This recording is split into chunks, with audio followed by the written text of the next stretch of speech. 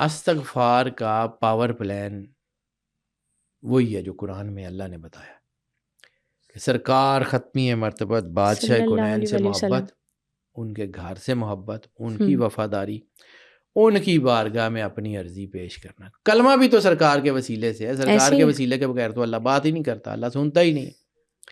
اگر سنتا ہوتا تو پھر کل کیوں کہتا یا رسول اللہ آپ بتا دیں ان کو. ایک بہت بڑا پاورفل سیٹ اپ ہے. بہت ساری چیزیں.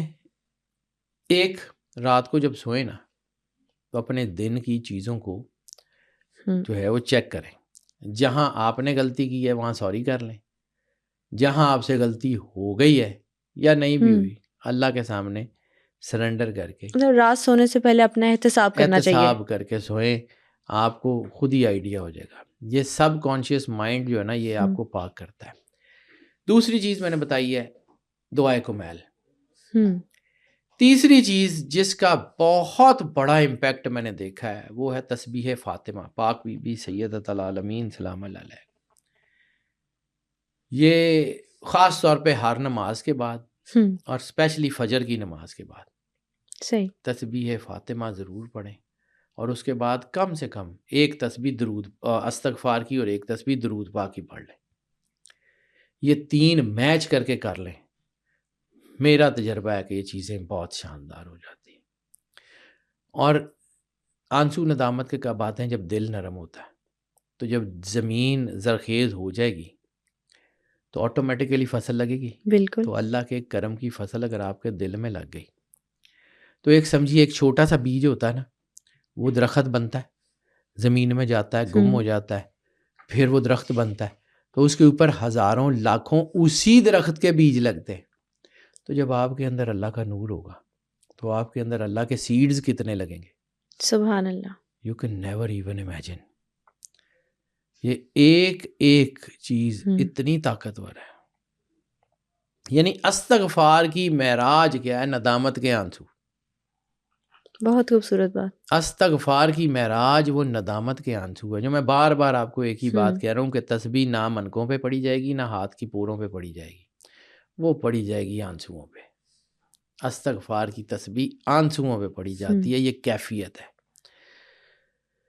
زبان سے پڑھی جا رہے ہیں آپ، تکرار کری جا رہے ہیں، لیکن دل دماغ کہیں اور الجھا ہوا ہے، اثر ہی کوئی نہیں. استغفار ویسے تو استغفار ضائع نہیں ہوتی، لیکن آپ کی الائنمنٹ نہیں ہے. وہ ایفرٹ تو ہو گیا لیکن وہ ایفرٹ اس طرح سے پروجیکٹ کام نہیں ہوتی. کرے گا. یعنی وہ والی ایٹمی طاقت پیدا نہیں کرے گا جو آپ کے اندر برین اینڈ نیورونز کو جو ہے وہ، یعنی آپ سمجھیں استغفار وہ ہے. یہ ایک جملے میں آپ کو پوری چیز بتانے کی کوشش کر رہا ہوں. استغفار وہ ہے جو زبان سے نکلنے سے بھی پہلے دل کی بھٹی میں تپ کے سرخ ہو اور آنسوؤں کی صورت میں باہر آ جائے. وہ استغفار ہے.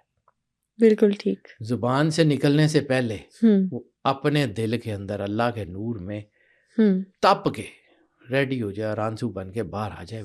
وہ استغفار ہے. اور ندامت کا وہ آنسو اتنا طاقتور ہے کہ اسے پوری کائنات کو خطرہ ہوتا ہے.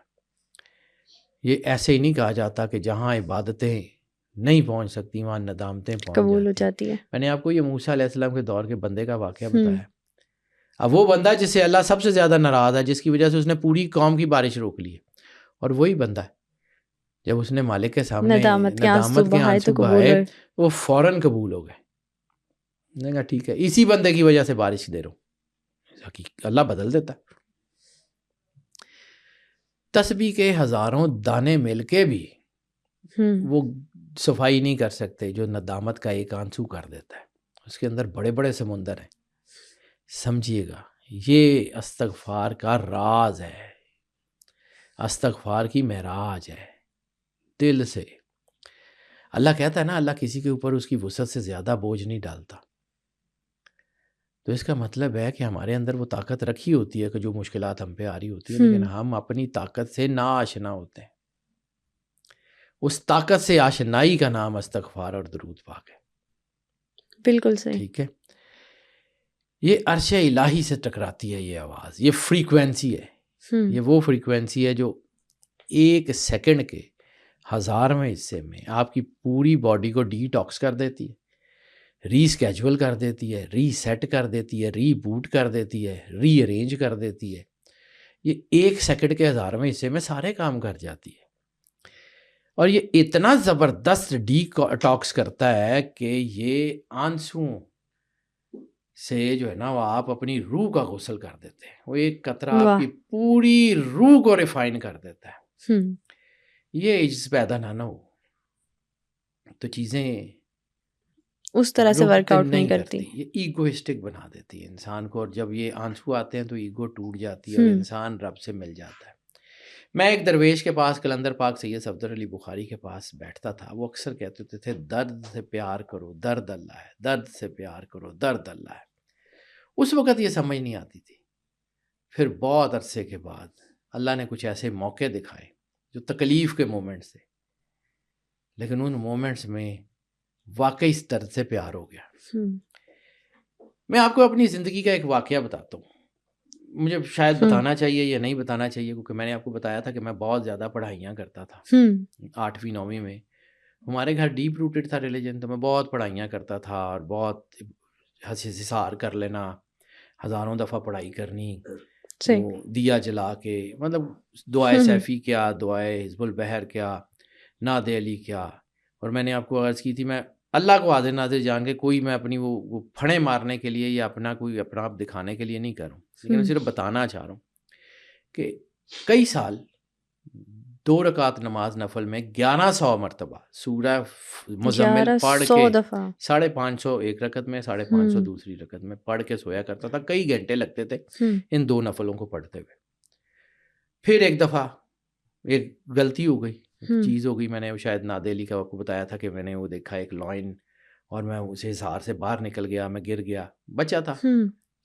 تو میری طبیعت بہت خراب ہوتی تھی، جھٹکے لگتے تھے. مجھے وہ 2-3 مہینے جو ہیں وہ یاد ہے کہ میرے ساتھ کیا ہوا. مجھے وہ آج بھی یاد ہے. مجھے آج بھی وہ میرے گوز بمس آ جاتے ہیں جب مجھے وہ وقت یاد آتا ہے کہ ہوا کیا تھا. میرے دادا جی بھی سینٹ تھے، اور اس وقت تو وہ مطلب ایک بڑے آفیسر بھی تھے، سپورٹ بھی بڑی تھی. خیر میں باہر نکلا تو درد، بڑی شدید درد، اتنی درد سر سے لے کے پیر تک ٹیسے. میں اس درد کو آج بھی محسوس کر سکتا ہوں. ٹھیک ہے. تو ہمارے نا بہت قریبی تعلقات میرے رہے جناب صوفی برکت علی لدھیانوی رحمۃ اللہ علیہ سے، کیونکہ میرے والد صاحب کے نانا جی کے بڑے بیسٹ فرینڈ تھے، بابا جی لطیف علی شاہ کے. تو ایک دن جو ہے وہ صوفی صاحب ہی کے کوئی ایک، مجھے اب نام یاد نہیں ہے، کہ ان کے کوئی بہت قریبی، وہ مجھے ہاسپٹل میں دیکھنے آئے. تو میرے پاس بیٹھ کے میرا ہاتھ پکڑ لیا.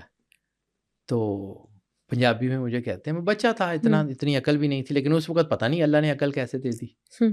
مجھے کہتے ہیں اے جڑیاں تینوں درداں ہو رہی ہیں مینوں ویچ دے، یہ مینوں دے دے، 10 کی چاہیے.